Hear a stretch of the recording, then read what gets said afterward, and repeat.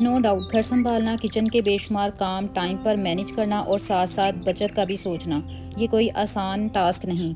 हर रोज़ एक नई आजमाइश, हर दिन एक नई जद्दोजहद। लेकिन एक माँ, एक बेटी या एक बहन जब दिल से कोशिश करती है ना, तो नामुमकिन को भी मुमकिन बना लेती है। आज के व्लॉग में ना मैं आपसे बात करूंगी उन रास्तों की जो ना सिर्फ आपकी ज़िंदगी आसान बनाएंगी, बल्कि आपको सुकून और इत्मीनान भी देंगी। क्योंकि घर की रौनक सिर्फ चमकते बर्तनों या लजीज खानों से नहीं, बल्कि सलीके, मेहनत और समझदारी से कायम रहती है। अस्सलाम वालेकुम, कैसे हैं आप सब? Hopefully you are all doing well. अल्हम्दुलिल्लाह I am also perfectly fine. सुबह सुबह का टाइम है, बच्चे स्कूल जा चुके हैं और इस टाइम पे मैं अपने हस्बैंड के कपड़े प्रेस करती हूँ, क्योंकि ये टाइम फ्री भी होता है और वैसे भी हमें बचत करनी है। तो रात के टाइम इस्त्री को बिल्कुल भी नहीं चलाना, क्योंकि रात 6 बजे से लेकर रात 11 बजे तक यूनिट डबल हो जाता है। हर एक को ना कोई काम मुश्किल लगता है और मुझे कपड़े आयरन करने बहुत मुश्किल लगते हैं। हम जब सुबह सोकर उठते हैं ना, तो हमारा एनर्जी लेवल बहुत अच्छा होता है। तो इसीलिए मैं सुबह सबसे पहले उठकर कपड़े प्रेस कर लेती हूँ।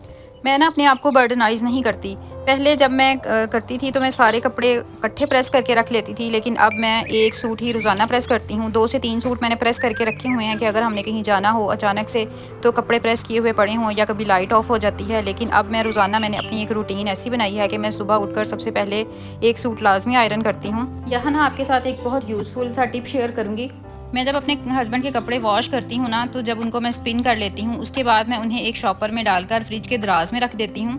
पूरी गर्मियाँ मैंने ऐसा ही किया है कि मैं शॉपर में डालकर फ्रिज में रख देती हूँ। जब मुझे टाइम मिलता है तो बस मैं एक शॉपर फ्रिज के दराज में से निकालती हूँ और मैं उसे प्रेस कर लेती हूँ। और ये बहुत अच्छा तरीका है। एक तो पानी लगाकर रखने से वो बहुत ज़्यादा सॉफ्ट भी हो जाते हैं और बहुत जल्दी प्रेस भी हो जाते हैं। गर्मियों में अगर हम कपड़ों को पानी लगाकर रखें ना, तो उसके अंदर एक स्मेल पैदा हो जाती है, लेकिन जब हम उसको फ्रिज के दराज में रख देते हैं ना, तो उसके अंदर स्मेल भी पैदा नहीं होती और वो बहुत सॉफ्ट सा हो जाता है और जब प्रेस करें तो बहुत ईजिली प्रेस भी हो जाता है। आपने मेरी इस टिप को ज़रूर फॉलो करना है और बाद में मुझे कमेंट में आपने बताना है कि आपको इससे कितना फ़ायदा हुआ।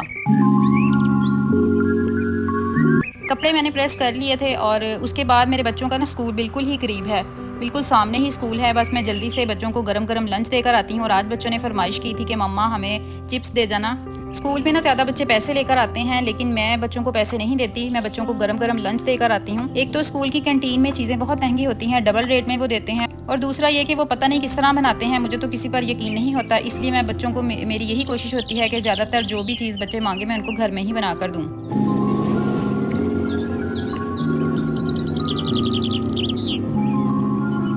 अगर मैं कभी बच्चों को पैसे दे भी दूँ ना, तो मेरा दिल बिल्कुल भी मुतमईन नहीं होता कि बच्चों का पेट नहीं भरेगा। स्कूल में समोसियाँ मिलती हैं या फिर नान टिक्की वगैरह मिलती है। मेरे बच्चे ना सुबह कुछ भी खाकर नहीं जाते। ऑलमोस्ट सभी के बच्चे ही सुबह कुछ खाकर नहीं जाते।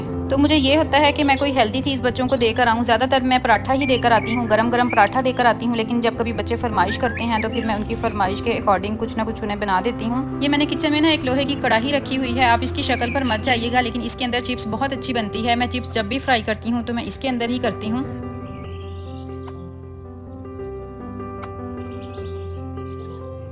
हस्बे ज़रूरत नमक, थोड़ी सी मिर्च, हल्दी, गरम मसाला, और मैंने इसके अंदर सूखा धनिया पाउडर डाला था। और उसके बाद मैंने इसके अंदर बेसन डालकर उसे हल्के से पानी के साथ अच्छी तरह से मिक्स कर लिया। इस तरह बेसन की बहुत ज़्यादा लेयर भी ऊपर नहीं आती और चिप्स को अच्छी तरह से बेसन चिपक जाता है। यकीन करें ये इतने मज़े की बनी थी। जब मैंने बच्चों को स्कूल में दी तो उनकी क्लास फेलोज़ ने भी साथ शेयर की और उनको इतनी ज़्यादा पसंद आई।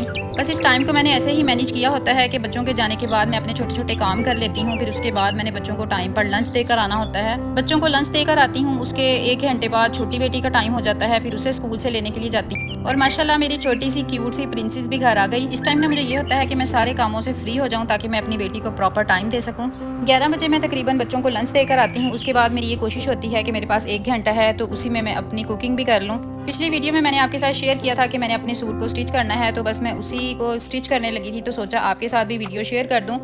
जितनी भी आपके ट्राउज़र की लेंथ होगी उससे 4 इंच हमने लेंथ ज़्यादा लेनी है, 2 इंच ऊपर फोल्डिंग के लिए और 2 इंच नीचे फोल्डिंग के लिए। और ऊपर आसन वाली साइड पर मैंने 13 इंच का बॉक्स बनाया है और नीचे 13 इंच का हाफ 6.5 लेकर मैंने उस साइड पर निशान लगाना है, यानी 7 इंच मैंने पांचा रखा है, 3.5 एक साइड पर और 3.5 मैंने दूसरी साइड पर रखा है। मैं ज़्यादा टाइट ट्राउज़र नहीं पहनती, उसके अकॉर्डिंग ही मैंने इसकी मेजरमेंट रखी है। आपका जितना भी मेजरमेंट हो उसके अकॉर्डिंग आप इसको ले सकती हैं। बस हाथ के साथ ही मैंने इसे जल्दी से ड्रॉ कर लिया है और जो मैंने निशान लगाए हैं उसके अकॉर्डिंग ही मैं इसे कटिंग करूँगी। अल्लाह का शुक्र है मुझे स्टिचिंग आती है और माशाल्लाह अल्लाह ताला ने मुझे 4 बेटियां दी हैं। तो कभी कभी ना मैं सोचती होती हूँ कि अगर मुझे स्टिचिंग ना आती तो मैं क्या करती। स्टिचिंग का हुनर भी हर एक के हाथ में होना चाहिए, चाहे वो करे या ना करे, लेकिन एक हुनर है, हाथ में ज़रूर होना चाहिए। अभी हमने इसके फ्रंट वाले हिस्से की कटिंग की है और अब हम इसकी बैक साइड की कटिंग करेंगे। इससे पहले जो यूट्यूब पर मेरा चैनल था वो स्टिचिंग का ही था, लेकिन मैं उसको कंटिन्यू नहीं रख सकी क्योंकि बच्चे छोटे थे और मेरी छोटी बेटी मुझे कैमरा बिल्कुल भी सेट करने नहीं देती थी, जिसकी वजह से मजबूरन मुझे वो चैनल छोड़ना पड़ा।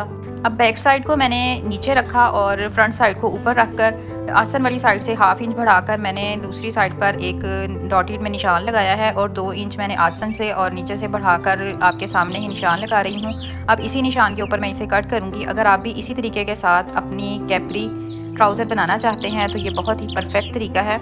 आजकल ना वैसे भी जितनी ज़्यादा महंगाई है, बाज़ार से दर्जनों से या दर्जी से अगर हम सिलाई करवाएं तो अफोर्ड नहीं होता। इंसान के लिए ना कुछ भी नामुमकिन नहीं होता। अगर आपको स्टिचिंग नहीं आती तो आप भी आहिस्ता आहिस्ता कोशिश करके यूट्यूब से वीडियोस देखकर, बहुत अच्छे तरीके से समझाया होता है, आप भी स्टिचिंग घर में कर सकती हैं और स्टिचिंग खुद करके भी आप बहुत सारी बचत कर सकती हैं। शर्ट को कटिंग करने का भी बहुत ही आसान तरीका मैं आपके साथ शेयर कर रही हूँ। इसी तरह से आपने कंधे का नाप लेकर उसके अकॉर्डिंग कटिंग करनी है। अब मैं शर्ट को ना इस तरह पलट लूँगी और मैं आपको बताती हूँ कि मैंने शर्ट को इस तरह से पलटा क्यों है। अब मैं इसके ऊपर जो फिटिंग का निशान लगाऊंगी ना, आप उसे गौर से देखिएगा। इस तरह निशान लगाने से ना जब हम स्टिचिंग करते हैं तो हमें बिल्कुल भी मुश्किल नहीं होती और बिल्कुल निशान के ऊपर ही हमारी सिलाई आती है। बस एक साइड पर इस तरह से फिटिंग का निशान लगाकर उसके बाद मैं एक तय ये उठाऊंगी और एक नीचे वाली तय उठाकर नीचे भी सेम इसी तरह से निशान लगा लूँगी। हमेशा ना अल्लाह का शुक्र अदा किया करें। अल्लाह ने जो दिया, जितना दिया, उस पर रब का शुक्र अदा करें। जब हम हर हाल में अल्लाह का शुक्र अदा करते हैं ना तो अल्लाह ताला हमें बहुत ज़्यादा नवाज देता है। जैसा कि अल्लाह ताला ने कुरान पाक में इरशाद फरमाया, ला इन शकरतुम लाज़ीदन्नकुम, कि अगर तुम शुक्र करोगे ना तो मैं तुम्हें बहुत ज़्यादा दूंगा। जब आप घर के काम करती हैं ना तो अल्लाह का शुक्र अदा किया करें कि अल्लाह ताला ने आपको हिम्मत दी और आपको सेहत दी, क्योंकि सेहत से बड़ी कोई चीज़ नहीं। सेहत है तो इंसान ज़िंदगी का हर काम कर सकता है, अगर सेहत नहीं तो कुछ भी नहीं। फिटिंग के निशान लगाने का जो तरीका मैंने आपके साथ शेयर किया था ना, अब आप देखें कि मैंने बहुत जल्दी से इसकी स्टिचिंग कर ली थी। मुझे बिल्कुल भी कोई भी निशान लगाने की ज़रूरत नहीं पड़ी। बस मैंने इसके ऊपर सिलाई लगा ली और माशाल्लाह मेरा बिल्कुल परफेक्ट साइज़ आया था। ज़िंदगी का ना कोई भी काम मुश्किल नहीं होता। बस अगर आप ठान लेना कि मैंने ये काम करना है तो अल्लाह ताला आपको हिम्मत दे देता है। स्टिचिंग में भी बस कुछ ऐसे टिप्स एंड ट्रिक्स होते हैं जिसकी वजह से हम इजीली सारा कपड़ा स्टिच कर लेते हैं। और साथ साथ जहाँ से मैंने स्टिचिंग स्टार्ट की थी ना, वहाँ पे जो धागे होते हैं मैं उनको साथ साथ कट कर लेती हूँ, क्योंकि मुझे मेरी अम्मी ने समझाया था कि जब भी स्टिचिंग करनी है ना तो ये धागे साथ साथ कट कर लेने हैं, क्योंकि जब इंसान ऐसे छोटे छोटे काम करता है ना तो उसकी स्टिचिंग में खुद ही नीटनेस आती है। बस दूसरे निशान के अकॉर्डिंग मैंने उसके ऊपर ही सिलाई लगा ली। अगर आप यहाँ तक वीडियो देख रहे हैं ना तो मुझे यकीन है कि आपको मेरी वीडियो पसंद आ रही होगी। तो मेरी वीडियो को लाइक और शेयर ज़रूर कीजिएगा और चैनल को सब्सक्राइब करना बिल्कुल मत भूलिएगा, क्योंकि मेरा बिल्कुल न्यू चैनल है और मुझे आपके सपोर्ट की बहुत ज़्यादा ज़रूरत है। अब लेस लगाने का तरीका मैं आपके साथ शेयर करने लगी हूँ। ये सबसे ईजी और बहुत जल्द लगने वाला तरीका है। आपने कमीज़ को उल्टा रखना है और लेस की सीधी साइड को आपने कपड़े की तरफ करना है और उल्टी साइड को आपने ऊपर रखना है। पहले मैंने आयरन के साथ इसके ऊपर निशान लगा लिए थे। वैसे तो मैं आयरन से निशान लगाए बगैर भी लगा लेती हूँ, लेकिन आपको समझाने के लिए मैंने आयरन से पहले निशान लगा लिया था। अपना और अपने प्यारों का बहुत ज़्यादा ख्याल रखिएगा। इंशाल्लाह मिलते हैं कल। अल्लाह हाफिज़।